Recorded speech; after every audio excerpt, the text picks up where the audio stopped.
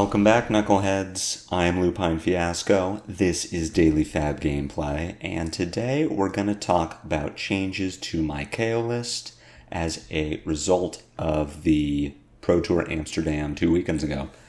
Pro Tour Amsterdam ended up with Uzuri as the winner, and while that is a surprise to anyone who thought New or Zen was going to take it, it doesn't really mean that anyone's predictions about the meta were wrong.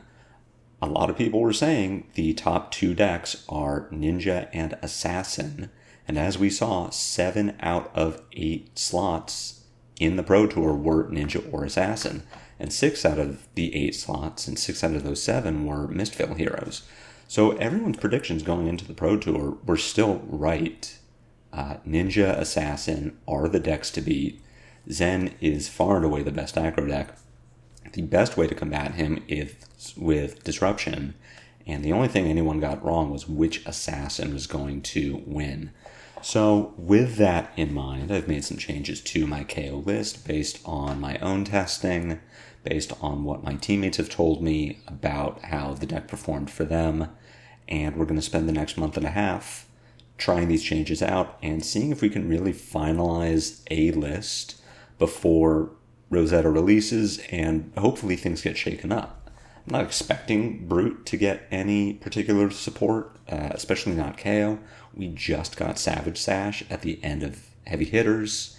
We didn't get an expansion slot in Mistveil, which isn't surprising. I'd be really surprised if KO gets significantly more support in Rosetta. What I'm really hoping for is that Zen and New eat a ban in October, and maybe that some more generic hate for Mystic Heroes comes out. But I'll review the changes that I made to the KO list, the cards that came in, the cards that went out, and some of the important matchups that I think we need to be aware of. If you want to check this list out or try it for yourself on Talishar, there is a Fab deck link in the video description below. While you're down there, if you haven't already done so, please consider a YouTube subscription. It's the best free way to support me, and make sure that you see daily Fab gameplay in your video feed 5 days a week. I have a Patreon, I have a Twitter. Links to those socials are also in the video description. So, without further ado, let's get into the deck itself. You know it, you love it. This is Lupine Fiasco's MST KO, soon to be Lupine Fiasco's ROS KO. Most of the list has not changed. We can pop over into the versions tab to see exactly what came in or out, and mostly sideboard tech. If we look at cards that were removed, we have 3 of Amnesia, 3 of Yellow Pulping. These were strictly sideboard cards. They were not in every matchup, and Amnesia in particular only came in for 2 matchups, I believe, Zen and Prism. Agile Windup being cut is pretty significant. I've been on Yellow Agile Windup since the start of Heavy Hitters. I have always loved the card. At worst, it's a 3 for 6 that triggers your Apex Bonebreaker on defense. At best, you are creating a Might and an Agility off of a 3-card hand. Say you pitch a blue, play Command and Conquer, and discard Agile Windup, and that sets up for your next turn. But the second place US Nationals deck was not running Agile Windup.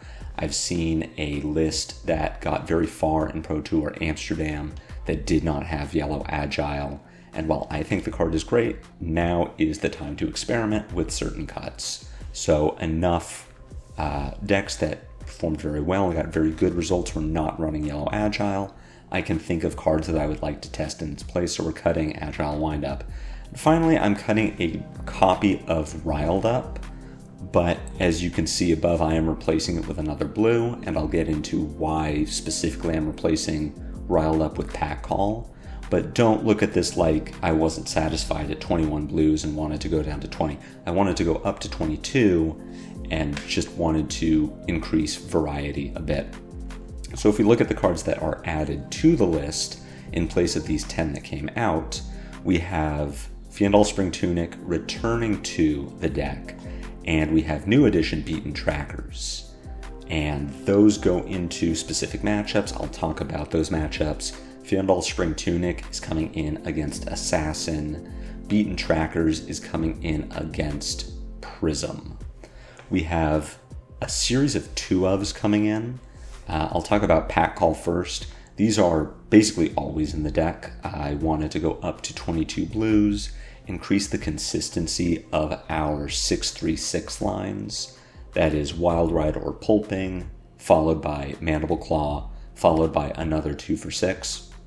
There are enough times with 21 blues that you will pitch a blue, play your Wild Ride, draw a red, discard a blue, and now you don't get to work a Mandible Claw into your turn. And I'm hoping that by bumping that blue count up to 22, we are a little more consistent. We could also bump it up to 24 if we wanted to, and we would accomplish that by probably cutting one of these 2-ofs and just having very specific sideboard tech, but it would make our sideboarding very awkward, and I like the clean numbers that come from having a series of 2-ofs and just deciding based on the matchup which 2-of we are playing. And those 2-ofs are No Fear, Yellow Bear Fangs, and Yellow Clash of Might. No Fear is a card that pretty polarizing among KO players. I don't think there is anyone who feels like No Fear is okay. I think players either love No Fear or hate No Fear. And for very good reason either way. No Fear on defense, especially out of Arsenal, is one of the best lines we have. It is a 1-card 6 at the cost of showing your opponent what's in your hand. But against Guardian and against Assassin, even against Ranger to an extent, No Fear is incredible. If Uzuri or Nu attacks your arsenal with Command and Conquer, you can play No Fear, you can banish your hand, you completely negate the damage from Command and Conquer, and then you get to crack back with 4 cards. And that's kind of the floor of No Fear. The ceiling of No Fear is 4 cards in hand, one of them being No Fear. Your opponent plays Codex of Frailty, and you respond with No Fear to banish 3 cards from your hand. You get a card back from your discard, but you don't have to discard for it. And when your opponent cracks in with their Leave No Witnesses, you are already preventing that damage with the No Fear. So it's very strong, or at least has the potential to be. It's also very good against Guardian when they attack you with something that gets pummeled, or if Bravo attacks you with a Crippling Crush, or even if Victor attacks you with Disabled. You get to play No Fear out of Arsenal, banish your hand, prevent some damage, and really no harm dealt outside of a few points of chip damage. Yellow Bear Fangs is sort of our all-around just utility player. Its floor is a 2 for 5, which is terrible. Its ceiling is a 2 for 8, which is very good. Pitch 2, attack for 5, discard a card, it's a 6. Your 5 becomes 7, and you make a Might. And that's a Swing Big level of playability, and Swing Big is one of the best attacks in our deck. It also pitches for 2 resources, which is very nice. If you draw a hand that has 2 non-blocks in it, and you end up having to block with the other cards in your hand, so you draw a 3-block, Red Bear Fangs, Yellow Bear Fangs, you can block for 6 and then play your Red Bear Fangs by pitching your Yellow Bear Fangs. And that is better than having 2 red non-blocks, where you need to block with the other 2 cards, and now the most you can do on your turn is Mandible Claw. Bear Fangs is our just more or less staple, is in the deck. It's old reliable. It's in the deck when we don't need specific tech like No Fear or Clash of Might. And speaking of Clash of Might, we need this very infrequently. We're bringing it in against Warrior, mostly because we don't have better options. Against Warrior specifically, we do board out Swing Big. And I've talked about why that is. Short answer, we don't want to give Dorinthia a Quicken token when she blocks with 2 cards or even 3 cards and then gets to 1-card 5-us. But we are bringing Clash of Might mostly for Zen. And I'll talk in just a bit about why that is, but it does find its way into a few other matchups. And so that is a short explanation of the 10 cards that came out and the 10 cards that came in and why. So now I want to talk about a few specific matchups. The first one will be Prism. That's a pretty simple one. We just need to talk about why Beaten Trackers is in the list. And the answer specifically is for Arclight Sentinel. Arclight Sentinel, obviously a very good card that has the potential to completely ruin your big Blood Rush turn, really any pop-off turn. If you break Sash, Arclight Sentinel comes down. Very sad. You have to roll Scab Skins. You are hoping that you roll 4, 5, or 6. You're really hoping you don't roll a 1. Then you also need your opponent to not have Gambler's Gloves to make you re-roll a 4, 5, or 6. And if they do, you need to have Gambler's Gloves so that you can re-roll your 1, 2, or 3 into a 4, 5, or 6. There are a lot of ways that you do not get out of the Arclight Sentinel. And depending on when it comes down and what it's protecting, if you can't generate multiple action points, you might just lose the game. Arclight Sentinel comes down, protects a Soraya, protects a Genesis, and if you can't clear multiple auras, then you are just in trouble, and Beaten Trackers gets us out of that by generating an action point when we play Blood Rush Bellow. We, of course, are trying to set up that 5-card Blood Rush. Prism is very likely going to let us do that. Her on-hits don't really interact with our big pop-off turn the way they do with a hero like Zen. None of her Herald effects really hurt us in any way, aside from dealing damage and letting her build up a board. The only way she gets out of a 5-card Blood Rush is with Arclight Sentinel. So our line then is Arsenal your Blood Rush, create your agility, draw your 4 cards, Prism does whatever nonsense, you pitch your blue, play your Blood Rush, discard a card to Blood Rush's additional cost, and that's the important part. It has to be paid to an additional cost. You break your Beaten Trackers, which gives you a second action point. You don't know what your 2 cards are off the top of your deck when you break Beaten Trackers, but you at least know what your remaining cards are, the card that you had in hand or an arsenal. You'll know what 2 of your cards are, and you know that you have 2 floating resources and Savage Sash. Hopefully at this point Prism is somewhere between 10 and 20 life, and at minimum you know you are threatening lethal. Why is it important that Blood Rush Bellow discards a card as an additional cost? It is because of the way that Spectra works. When you attack an aura with Spectra, the attack doesn't actually happen. Spectra says, I am being attacked, this attack is over, nothing happens, nothing resolves except that Spectra is destroyed.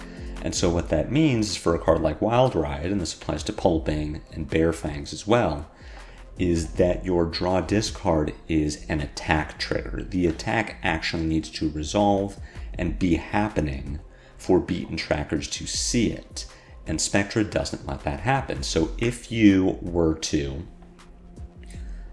attack a Arclight Sentinel with your Wild Ride, the draw discard never happens. The attack just ends. You don't get your go again, you don't pass go, you don't get collect $200, and your Beaten Trackers don't matter. So you have to use your Beaten Trackers on something that asks for you to discard it as an additional cost.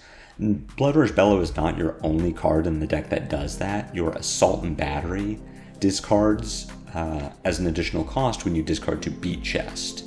Your Wrecker Romp has you discard as an additional cost.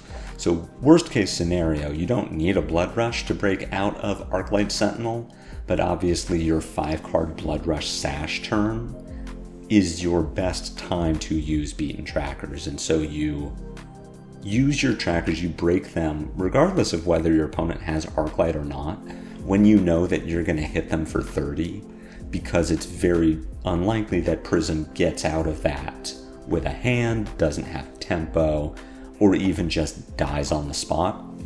And especially if your opponent has Arclight Sentinel down, that's when you would want to break trackers. Now, if your opponent has Arclight Sentinel down and is able to play a second Arclight Sentinel after you've broken your trackers, like I said earlier, you probably weren't winning that game anyway. And so that's why Beaten Trackers is in the deck. It is specifically for Prism. I think I have Trackers in for one more matchup, but, for Enigma. For sort of the same reason that there are going to be Enigma boards where you just need to have an action point to clear the Mirror Guy.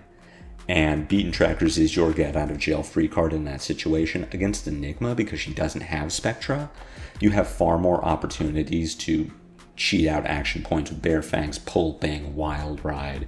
And at that point, you have a lot more control over if you break the trackers or not. Because if you've played a Wild Ride, you know what your hand looks like. You know what the follow-up is. And so maybe you don't even need trackers. Maybe you drew into another Wild Ride or a Pulping, and you know that you are going to be able to send 3 or 4 chain links, and they're going to have big damage, and Enigma probably won't be able to cover all of it, and you'll break ward, etc. But we are running trackers against Illusionist. We are running Tunic against Assassin, and a few other cards as well. No Fear comes in. But I'll talk briefly about Tunic. I had been a proponent of Sash into Assassin for a long time because the idea was we had 8 points of armor between Fleshbag, Sash, Bonebreaker, and Leathers, and that gave us a lot of counterplay when we had that 5-card Blood Rush turn, and we just needed to not get disrupted. That turn is when we could cash in all of that armor, cover Command and Conquer, cover the weakest link, Surgical Extraction, Shakedown, whatever it is, just throw armor at the problem. Fleshbag intimidates, Assassin can't break through the armor block, and then we break Sash, Blood Rush, kill them with 5 cards. The problem is Assassin's gotten a lot better at dealing with that. Every Assassin now is going to be playing Scale Peeler against you, which says that if it hits, your 8 points of armor block turns into 4, and the way out of that is to throw your Fleshbag at the Scale Peeler to cover the peeler effect, to intimidate a card and all that. But at that point, you're really committing to the line, and you also now only have 6 points of armor block to cover the Command and Conquer rather than 8, and that is extremely relevant because your new opponent would probably have 2 resources floating, right? If they pitch a blue, dagger, pitch another blue, Command and Conquer, they have 2 resources available. One of them goes into Arousing Wave, which generates a Fang Strike, which says that Command and Conquer is now attacking for 7, and your 6 points of armor didn't cover it. Or, if they have another card in hand, they have a resource available to pay for Undertow Stiletto to get Slither, and now maybe their Leave No Witnesses comes in, and you have to block it. New just has too much counterplay to us having 8 points of armor because of Scale Peeler. Uzuri is a little less able to do that because Uzuri doesn't have the same reaction suite as New does. She doesn't have Arousing Wave, she doesn't have Hiss or Venomous Bite, but what Uzuri has is Shred, which is a card that News usually aren't playing. But if you block an attack with your Savage Sash, even if you put your 8 points of armor in front of something like a Shakedown, Uzuri just shreds your Savage Sash, and yeah, the Shakedown didn't hit, you got to keep your 5 cards, but Sash is now gone, and you just don't get the effect. Shred reduces the Sash's block value to 0, the combat chain closes, Temper sees that Sash does not have block value remaining, and triggers, and Sash is destroyed. So we put ourselves into positions where we really just can't go all in on blocking Uzuri because we have to play around Shred. So enter Spring Tunic. What Spring Tunic says is every 3 turns we get to follow a 2-card Pulping or Wild Ride with a Mandible Claw. You pitch a blue, you attack with Wild Ride, you do your draw discard, Wild Ride has 6 with Go again, and you float a resource. Now you spend your Spring Tunic and use your 2 available resources to attack with Mandible Claw.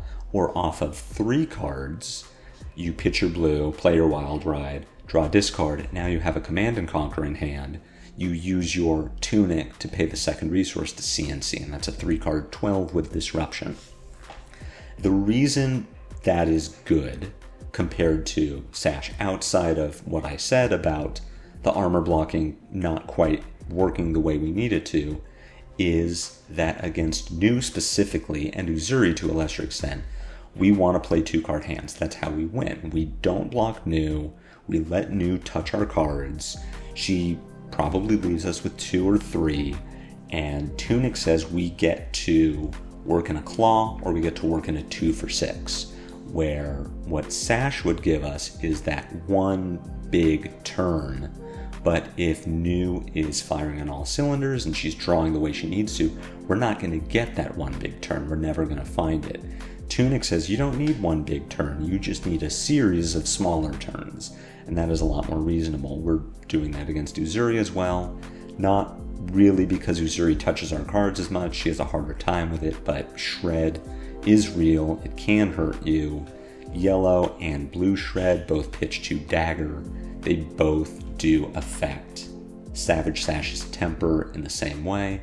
So they are pretty minimal inclusions, very low opportunity cost for Uzuri to get those shreds into the list, and we don't want to have to worry about, well, is that last card in Uzuri's arsenal a shred? It shouldn't be, but maybe it is, and that's going to ruin our whole thing. So Tunic is in. No Fear is in. For the reasons I had described in the presentation of what cards came into the deck. It is counterplay to Codex, Command and Conquer, Shakedown, Surgical Extraction. You arsenal in a No Fear, they leave no witnesses you, and you say, okay, here, take it. Even if you had no other cards in hand, No Fear is just a defense reaction in that case. I'm not quite as sold on No Fear, honestly. I am traditionally a hater of the card. I'm trying it now because we have a month and a half until Rosetta and has the time to try new things. But my problem with No Fear is, for one thing, it's a miss on your draw discard. If you draw discard this, your Wild Ride doesn't have Go again. I've already lost games because of that. But additionally, No Fear is very good when it's good. When it works really well. And the rest of the time, it's fine. It prevents some damage, but you probably wish it was a 2 for 6, or you wish it was a blue, or you wish it was something that would deal damage. You draw this off a Blood Rush Bellow, and you're probably sad about it. So I'm a little less sold on No Fear. I think that Kayo is favored against Uzuri even without No Fear, and you could get away with just running blues or yellow Agile windup. Against Nu, I would say Kayo is probably 50-50, and the skill of your Nu is going to determine how that game goes, as well as the variance of how much disruption are they drawing and when do they draw it. So I would say No Fear is more relevant there, but you can get stuck with No Fear at inopportune times. But I think now is the time to try it. I've heard of Kayo's having very good success with No Fear, and that's why it's in the list.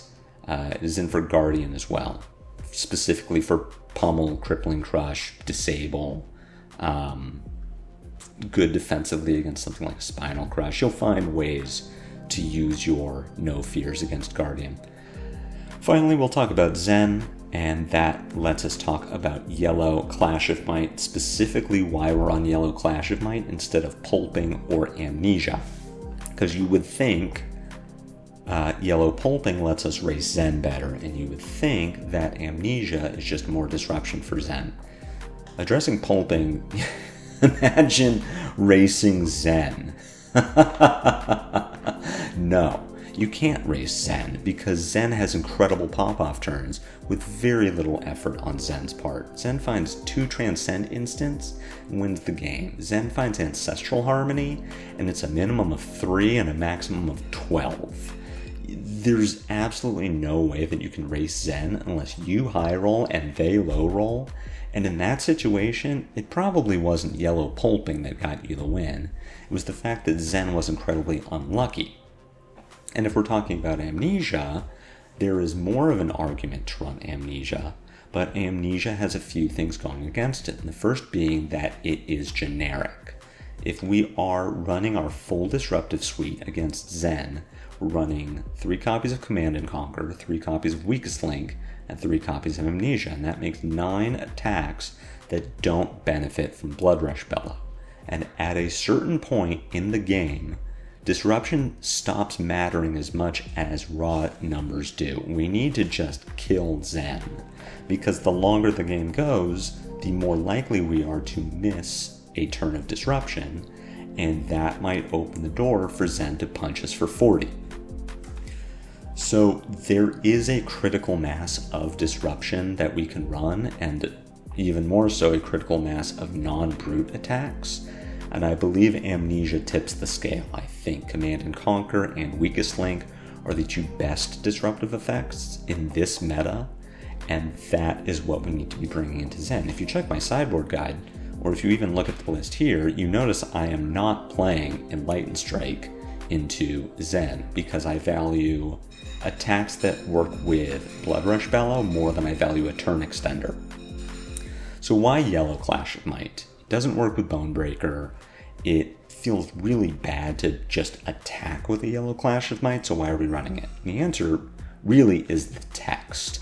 We want to clash with Zen because what clashing does for us is make a second might. If we're playing normal KO turn cycles, we're attacking with Bare Fangs, Pulping, Wild Ride, we played a Blood Rush, we discarded a Windup, we made a might token. But because Zen has 7 points of armor, 1 might token isn't enough to disrupt him.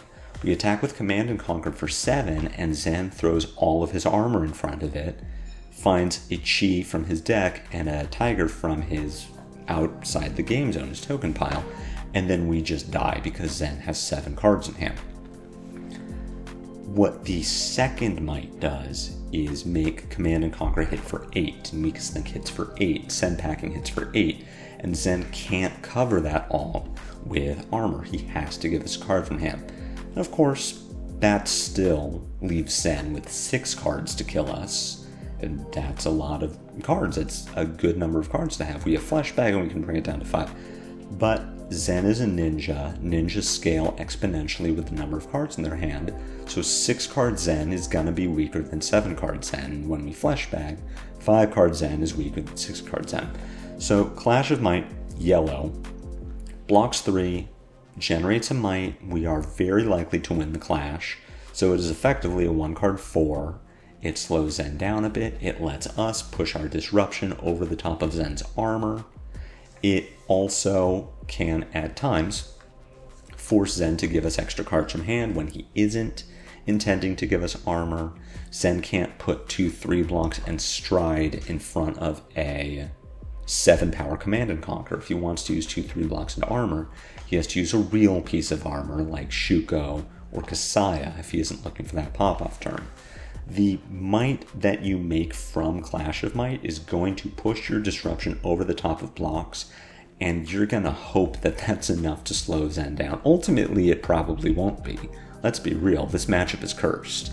Kayo is significantly unfavored against Zen, and there isn't a ton that you can do besides high roll them to try and make that more favorable.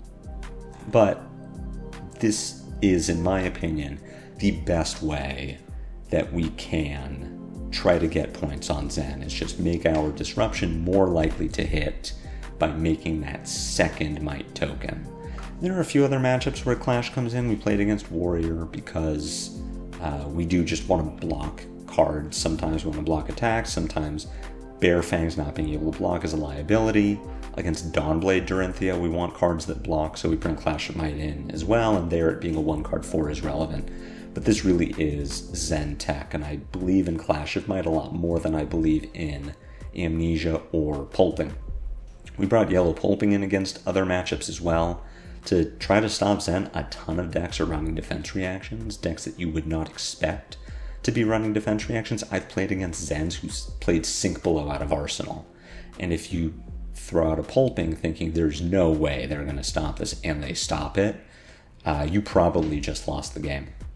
So cutting Yellow Pulping was a good thing to do anyway, and finding Clash of Might for Zen was a good excuse to do it. So that's the deck. going into the home stretch before Rosetta. We've got a few battle hardens coming up over the next month and a half, but for the most part, we're just waiting for more spoilers. I don't know that this is where I'm going to settle going into Rosetta. Like I said, I think No Fear is a bit of a liability. It could be that Tunic isn't super necessary against Assassin. That getting good is just a better way to deal with Assassin, and Sash is still good enough in every matchup that we could free up that sideboard slot. But this is what I want to play with, and this is where I think we're going to find the most success going into Rosetta. As far as how Kayo will do in Rosetta, I don't know. We've seen like 10 cards from the set. Kayo is good into Wizard currently. He has a good suite of Arcane Barrier and room for Spell Void, and Kayo into Runeblade is favored right now, I think.